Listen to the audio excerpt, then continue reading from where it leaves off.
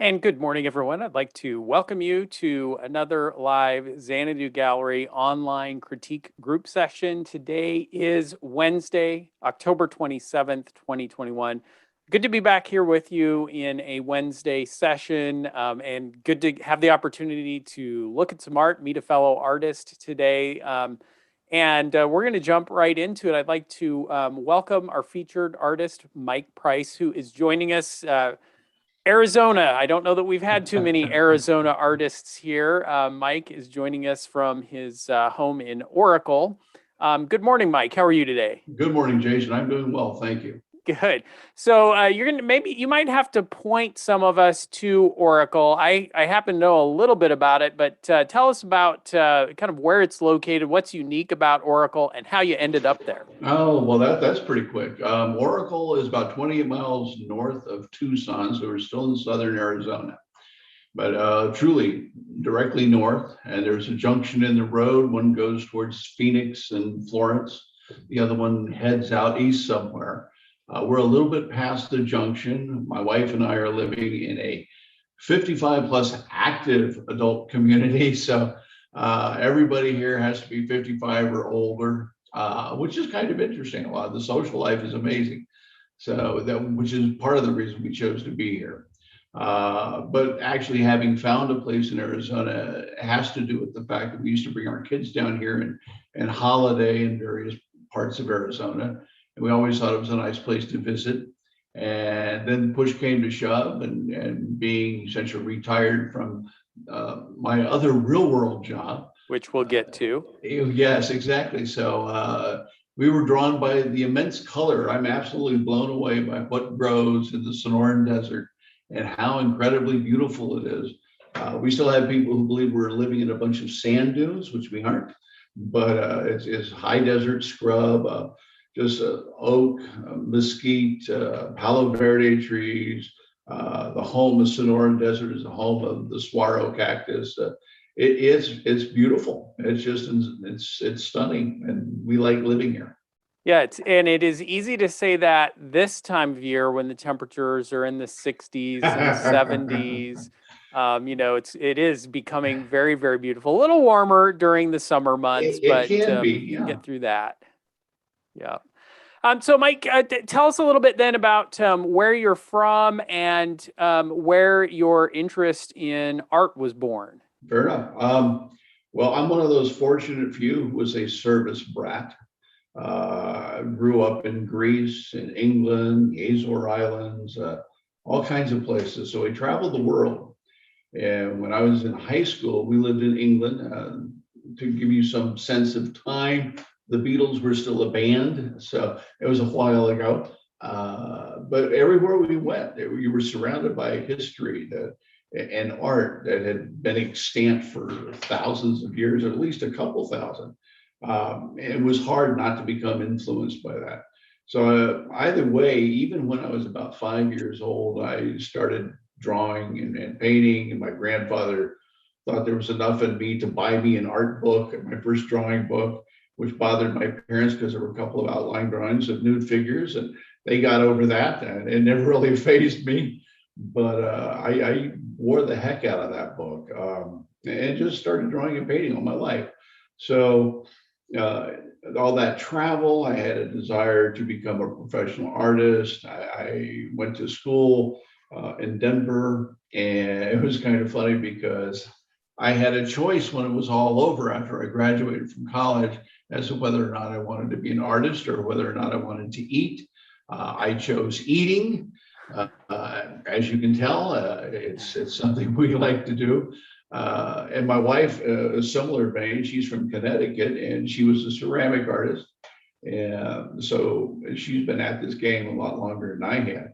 But the point was, we both chose a profession that where we didn't get to dabble in what we really loved as much as we might have. But that history that I learned took me into teaching, taught social sciences for a long time. And then the last 10 years of my career at the place I taught, they gave me the opportunity to build a graphic design business that was 21st century. So I ended up teaching Photoshop and Illustrator and web design and video editing. I'm one of the few people my age in the area who understand any of that, which is really pretty cool. And that's just, it just progressed. When I retired from public education, I went off and taught at one of Denver's local art schools. I was not impressed. Of course, by the time I got there, I was kind of burnt out on the whole teaching process anyway, because it saps your strength. It takes a lot of energy to do that. And I had reached my wit's end, so to speak. But I've been painting since. The last year that I was at RimCAD, I started getting into Encaustics, the wax-based medium, the Jasper Johns chosen medium. It became somewhat intense because I'd have two skillets or a crock pot with medium going. I'd have a hot air gun, a blowtorch, a fan going, and it became, somewhat stressful and kind of dangerous too, quite frankly. So I got away from that. After having toured the country and done several art shows, 2008, 2009, 2010, decided that since I had two kids in college, maybe I should go back and work a little bit harder, which I did. And then I finally just retired and then started painting again. I chose to go back to oils this time. So I took a couple of workshops at the Art Students League of Denver.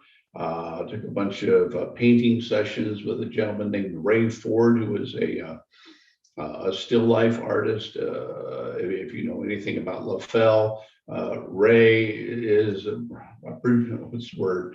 Anyway, he likes LaFell. Let's put it that way. So he would bring that into the studio, and I learned to paint a little bit more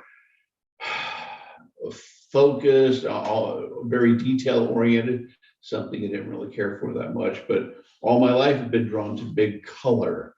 And so most of what I do is big color. The people I like, most of the artists I like, are people who are around now.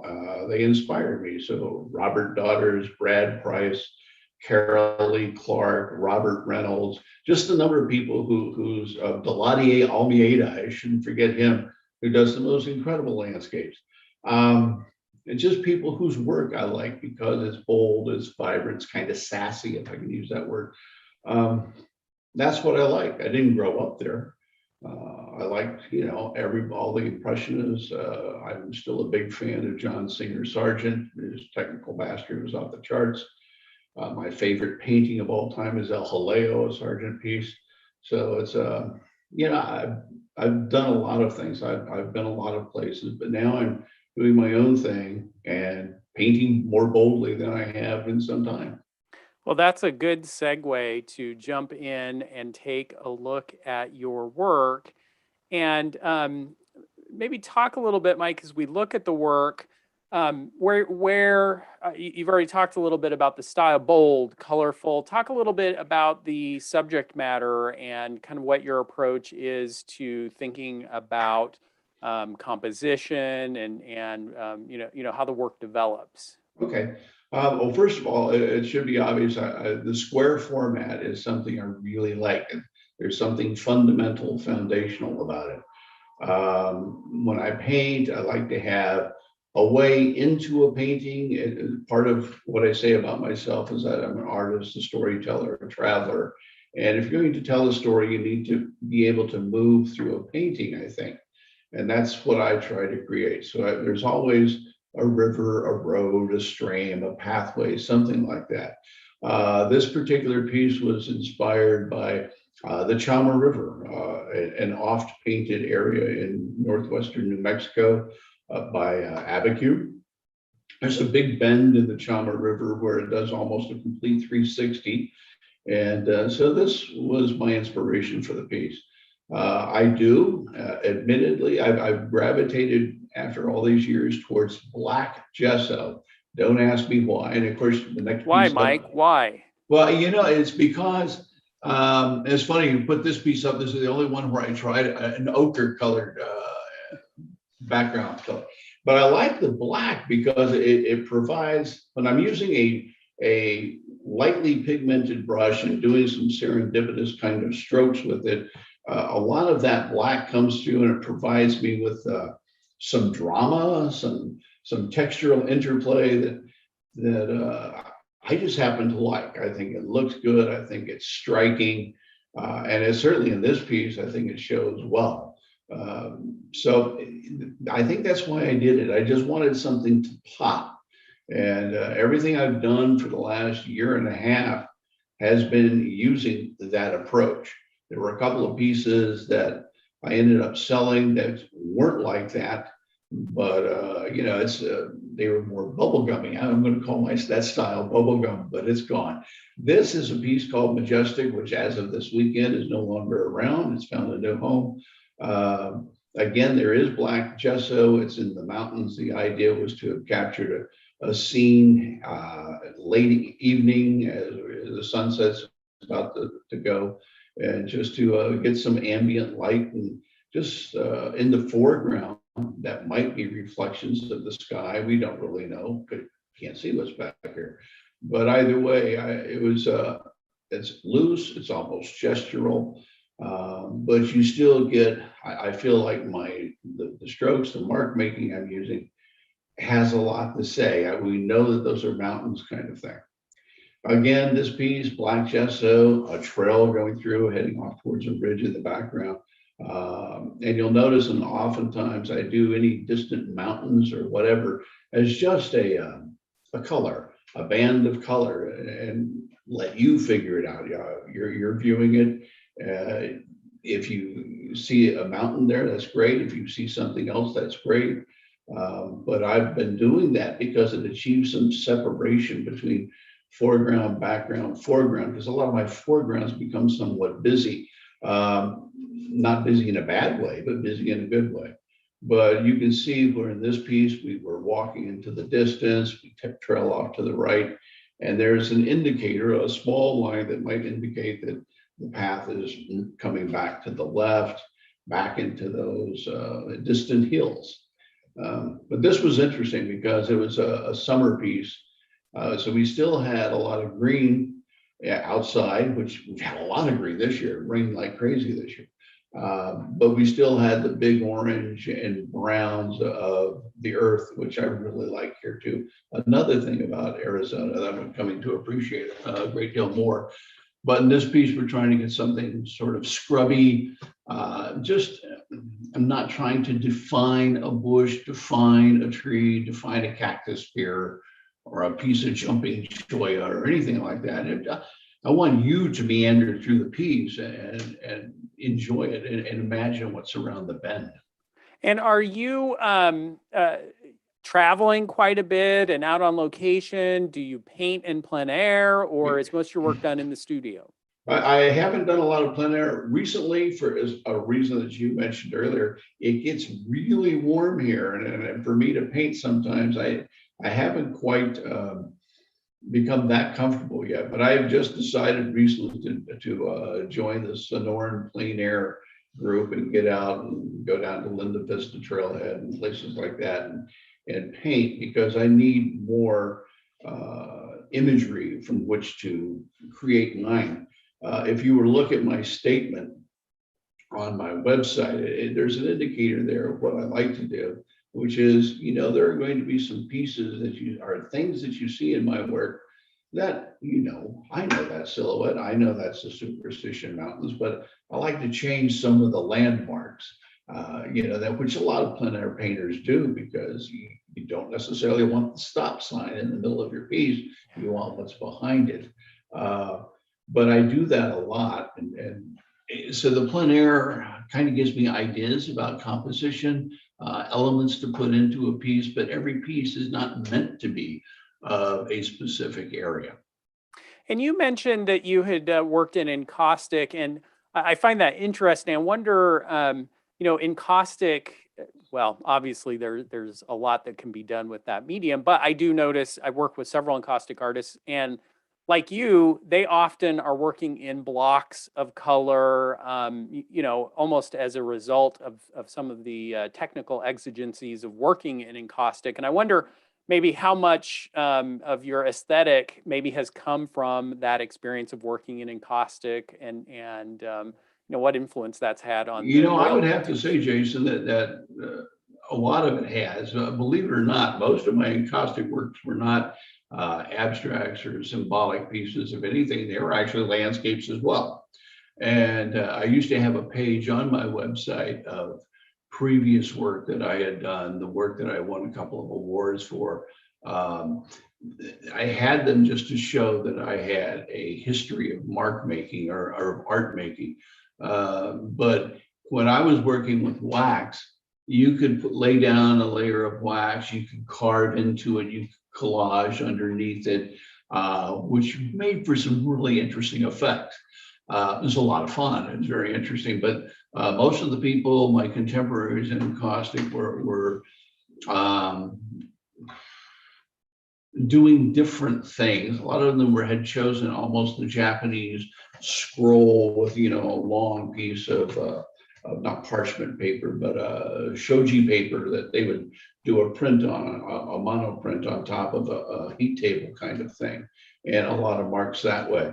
But there was a fluidity to working with wax that I kind of missed.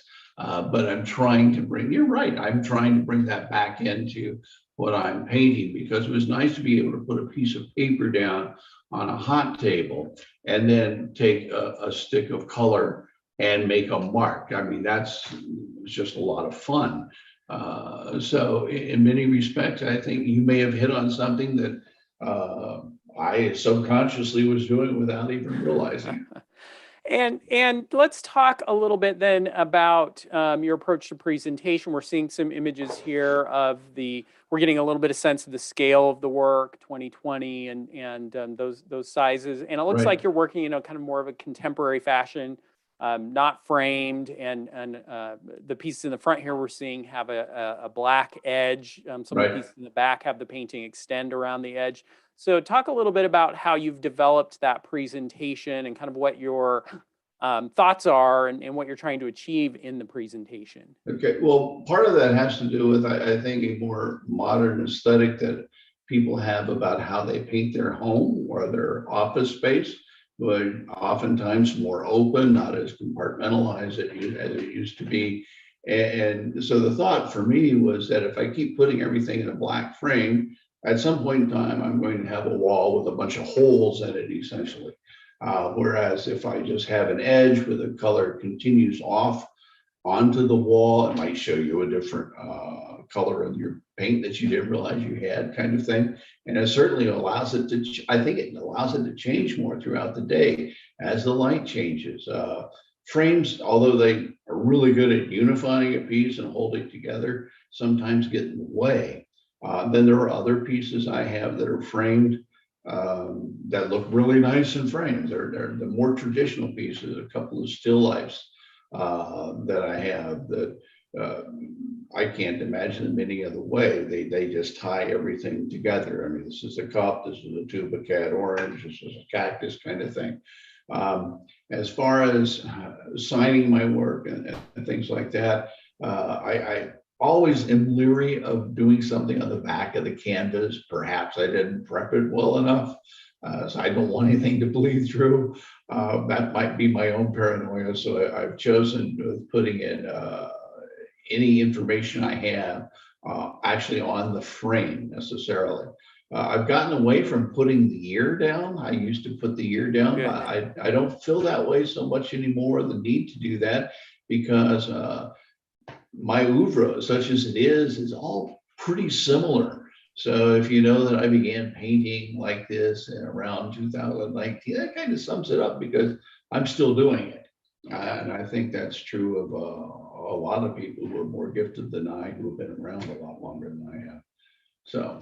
Well, good. Well, thank you, Mike. And let's now open it up to the group and talk a little bit about the work. I want to pull in a couple of comments that were submitted through the form. Leslie from Wisconsin says, I like the painterly flow of color and shape. Composition keeps the eye moving, which you already talked, Mike, about your desire to do that. Nice use of colors. Bent Waters is especially appealing. Nice light, dark contrast. And then Michelle from Lewiston, New York says, very happy to see great color, strong brush strokes, and a painting style that seems Canadian to me. High praise. That's kind of an interesting comment. I could kind of see a little bit of that too, the group of seven and kind of their use of blocks of color. Michelle goes on to say, presentation looks good. I don't paint black on the edges of my canvas, but I thought yours looked good. I also much prefer landscapes like yours to have a more modern approach and to avoid framing. And I think you already spoke a little bit to both of those. Let me poll some of those of you who are here live. I would love to get your reaction to Mike's work, your thoughts, having heard him talk about his work. How do you respond having seen some of the images and maybe if you had a chance to go on the website? And if you want to just throw your hand up in front of the camera, I'll pull you in, or you can click on the hand icon. Let me go to Kate first. And good morning, Kate. Good morning. There's just a really lovely consistency and kind of wildness to the work, which is really nice. Energy. I really, really like that. One suggestion I would make, it's something I started doing, rather than putting information about the painting on the stretcher strip, I put it on the canvas, which, the staples there, it's a little harder, because if it ever ends up being taken off of those stretcher strips, you don't have that information. You may not be the one down the road taking it off the stretcher strips. So that would be my only suggestion. I think your prices are great. Yeah, we're going to talk about prices. Yeah, yeah. So bravo. Good. Thank you, Kate. Who else wants to jump in with your reaction to the work? And if I don't get volunteers, Army style, we'll pull you in. Going once. Let me go. Oh, Michelle, I think I see you here. Let me ask you to unmute there. Good morning, Michelle. Good morning. While you were talking about some of your influences, and I did make the comment that your work looks Canadian because of its sort of trying to capture maybe the spirit, the big picture, the colors, the movement. So I was going to suggest that you look up some of the Canadian artists who were part of the group of seven, painting in Canada, outdoors largely, but also in their studios. And they were painting from about 1914, 1915 up to 1940 and even beyond in 60. And so you might see some things and approaches that you like, although they never used a black background. They used a darker, sort of something between a deep rose and a bricky color. Right. I think they were gathering that undertone from the granite, which is the Canadian shield, sort of the rock structure of Canada. And maybe that might get you to do some switch up in your black undertone and try and look at the scene and then pick what is underpinning the landscape there. Right. I don't know. Your work is great. I just passing out that idea in case you find that useful. Well, I think I mentioned something about that in my discourse there. I've used multiple hues. I classic white, classic burnt umber, just a raw umber, going through and doing all the different values with the brush and then putting color in later, that kind of thing. I got some mileage out of working with ochre as an undertone, and also, believe it or not, especially since I moved down here, some orange, because I do try other things, but I guess it's just a personal preference. I've been drawn to the black, but my wife was telling me yesterday I should do more of what you're suggesting as well. Well, listen to the women in your life.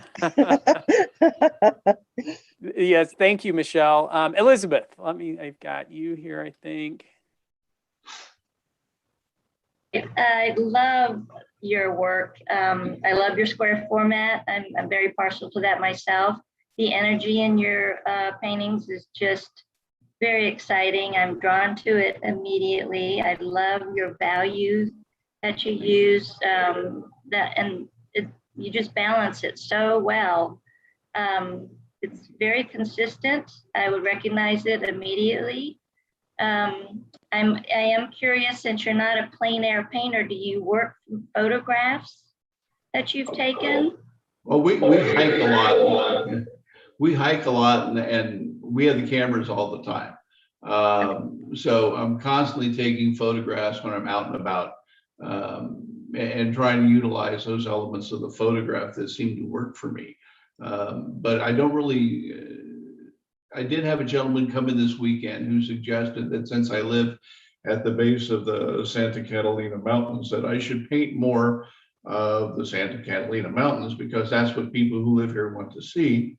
So I may do a series based on that, or we have another ridge, the Catalinas head south here. There's an area called Push Ridge, which is really an imposing piece of, I don't know what you call it, uplifted rock, and it's very interesting. I've utilized it in a piece which may be on my website, but I did not, it's not part of this. I didn't recommend it because it wasn't necessarily what I was doing. But yeah, I do use painting, or excuse me, photographs, and also what limited plein air I've done out here. But like I said, I'm going to get back into doing that. I'm sorry, I keep looking at you and then looking at the piece of where's it changed.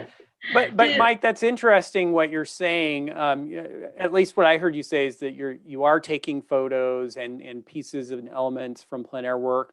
Oh yeah. So are the compositions to a certain extent, for lack of a better way of saying it, somewhat invented, where you're taking different pieces and bringing them together? Or, if I'm, for example, looking at Bent Waters, could I go and head into New Mexico and find the spot where I would you could find this spot.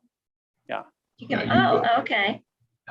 Okay. I was going to ask the same thing, because I was curious. And also, do you plan out your composition?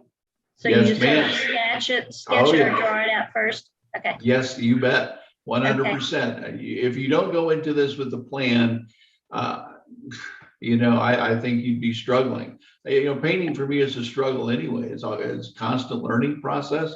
You put something in you think is going to work, and you plan for this piece of yellow ochre to come in here, and all of a sudden you realize, no, that's not right. If you don't sit down and plan this out, you can end up with a lot of mud, and then you're constantly scraping away. No, I think planning and making sure, like on this one from Monument Valley, that you have elements in a place where they belong. It's just like when you take a photograph, you can either just click the shutter, or you can actually look through that viewfinder and find which part of that composition works, or which area seems more composed, or just compose it. And I think it's the same way for painting. You have to have a plan of attack.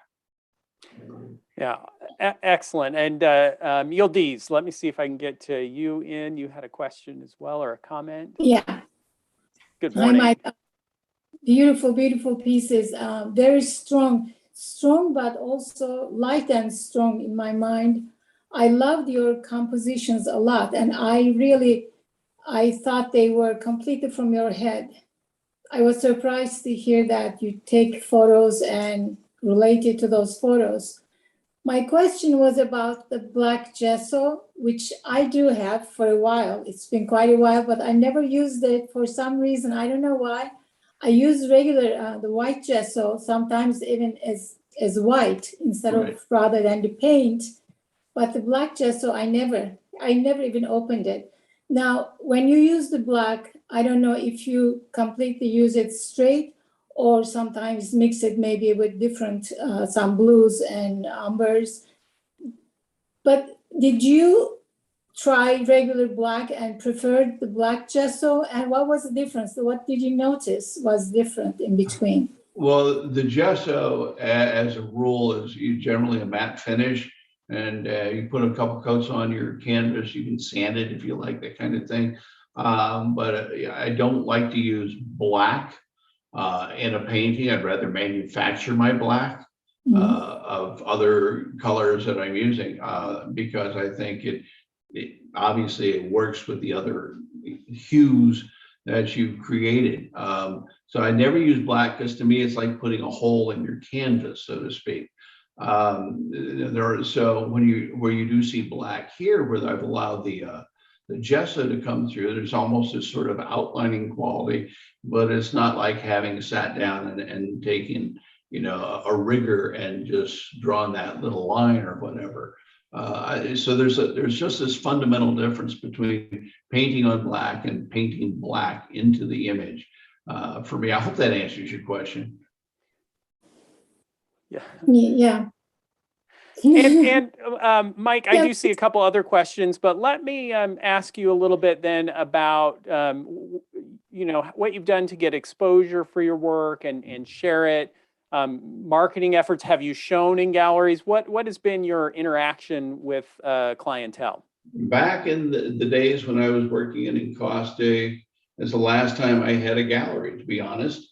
I didn't really push it for a while because I wasn't working full time. I'm painting every day now. When I'm not playing golf, I play pickleball, like people here do. But I also paint a lot, which is really nice. So I haven't really approached galleries. I've had one, I shared with you my experience with that one gallery. Just because I had been to a couple of your sessions here online, I thought, well, let's give this a go. And that person seemed to think that my work was something they had seen before. But other than that, I've never shown in Arizona. I'm no one outside of my community right now, and those of you who are here today have seen this work. There may be 150 people who have seen what I'm painting. I would like some exposure. I really am trying desperately to put together a collection of works that will allow me to go. And this is my least favorite piece, by the way, of the ones that are up here. And it's old. I don't get it. We often but, don't. You know, you don't know how it's going to work. But I really do want. I want some representation. When I was working with Ray Ford back in Colorado before we moved here, he thought that my work needed to be seen. He thought it was very different the way I was just sort of laying down color next to, you know, there's juxtaposition of colors next to other colors. And I kind of agree with that. I think I'm doing something a little bit unique. It keeps getting better, you know. So, no, I really haven't been. I would agree with that sentiment, and I would encourage you to look for opportunities to show and expand the exposure to the work. You know, as you say, you're doing work that, well, and I have to be careful about saying this because I'll say you're doing work that's unique. Well, we could probably point to other artists who are doing work that's in a similar vein, but what you are doing is creating work that is very strongly cohesive, that has a very clear point of view behind it. And I always find that as an artist develops that kind of body of work that has some distinctive elements to it, that there is an impetus and well, not only an impetus, but as you get it out there and start exposing it and people see it and recognize it and can recognize it again when they see it again, that almost inevitably leads to sales and ultimately to having collectors of your work. And, Right. You know, it's almost as if you're doing a little bit of a disservice, not only to yourself, but to them by not giving them that opportunity to get to experience and have the work in their collection. So I would definitely encourage, and I would think that there would be galleries and potentially shows if you were interested in going that direction throughout the Southwest, New Mexico, Arizona, Colorado, Utah, Nevada even, and Wyoming, that this work would be very appropriate in those kinds of settings. Well, my focus is definitely going to be on galleries as opposed to going to art shows and schlepping art. That became very heavy. I'm sorry for the noise in the background. The trash truck is coming by. Yeah, we're good, Mike. We can hear you. Okay, my days of wanting to drive 1,000 miles and unload things and do that are pretty slim. But I find it often difficult to find someone who is doing a show and is looking for people to apply to the show to be juried into shows. I don't know where that clearinghouse is anymore. And with the growth of online things, seems like a lot of people have just gone to online, but I don't know that that does anyone a great deal of service. So yeah, the answer is probably more all of the above. truly, You know, finding exposure, but again, I would encourage you to think about getting a portfolio out to galleries and giving them the opportunity to respond to that, because I think you're going to find an audience that's interested in the work. I think Kate already mentioned pricing, that you've got a price point. It's rare for us to say that here.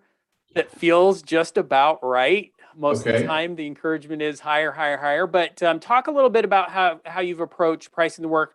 I looked at it. It looks to me like you're at exactly $4 per square inch on these pieces, which is right in a range that we find that works very well. Well, your math might be different from mine. I thought it was at $2 a square inch. You know, this has always been a bugaboo for me. How do you price artwork? Because you can either price it emotionally and say, oh, I put a lot of time which we into don't this, recommend. and I just can't do that because then you obviously have pieces that you like more than other pieces. So I went the route of square inch. It was easier to do when I was working in Encaustics because I knew how much beeswax was and how much Damar resin was and how much power I was utilizing. Lately, it's been a little bit easier because having moved down here, I've had to change some of the things I do with paint. I'm using a mix of mediums that I would never have used before because the paint reacts differently down here than it ever did in Colorado. So, and then the price of oil paint started skyrocketing lately. So I had to take that all into account. My bigger problem down here is I like gallery wrap canvas. It's just what I like. It is a preference. But I find that things are so dry here, obviously, that sometimes I get some warpage, and no matter how much you spray the back of the canvas or whatever, if that frame wants to warp, it's going to warp. So there is a gentleman in Tucson who does custom not custom framing, but custom canvases for people in the area using woods that are pertinent and have been dried properly for use here in Arizona. I almost say Colorado, but his name is Fred Soto. So anyway, I might start utilizing him a little bit more because I really also want to go larger. I find that when I'm painting bigger, well, first of all, it's easier. It's easier to make a bold stroke or a movement, and it's but also allowing me enough space in which to put the details that sometimes really make the difference. And right now I have a box of 18 by 18, no, actually 20 by 20s. I finished up gessoing 5 20 by 20 canvases yesterday and putting wire on the back so I can start painting on them. I have one going here. I keep looking at it. Sorry. Yeah. God, I'd rather look at this than that little tiny black rectangle. But yeah, no, I'm glad to hear you say that. I definitely think that your style would lend itself to some larger work, and boy, you know, having a range of sizes that you can offer to your potential clients and to galleries can be a real asset. You know, and your work, it would seem to me, would look great at a 30-30, 40-40, 4-foot square, even 5-foot square. And boy, we're rapidly running out of time, but I'll just quickly mention that it's interesting that you mentioned about square format. There does seem to be, and I'm always a little bit hesitant to talk about market trends and that kind of thing, because the moment we start chasing them, we're always going to end up being behind the curve. And so we want to be a little bit careful about that. But we too have definitely seen a tendency, a trend, if you will, towards that square format among a variety of our artists.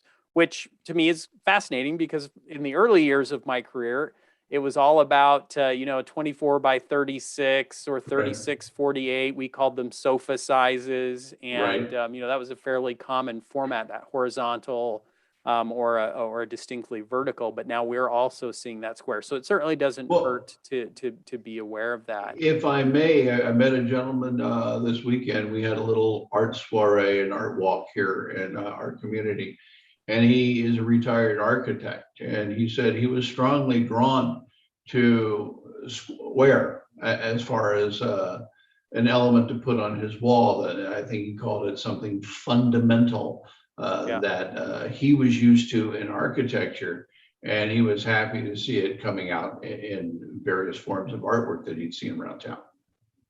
Yeah, yeah, it's fascinating to kind of see, and obviously some work is going to lend itself to certain formats, and I wouldn't want to suggest if you're doing horizontals or verticals that you need to, you know, throw them into a heap in the backyard and run out and get a bunch of square canvases, but certainly worth experimenting with some square formatted work to see if they drive some additional interest. Mike, we have done it and run ourselves right out of time, but I want to thank you for joining us for the session and letting us see your work and hear a little bit about your background.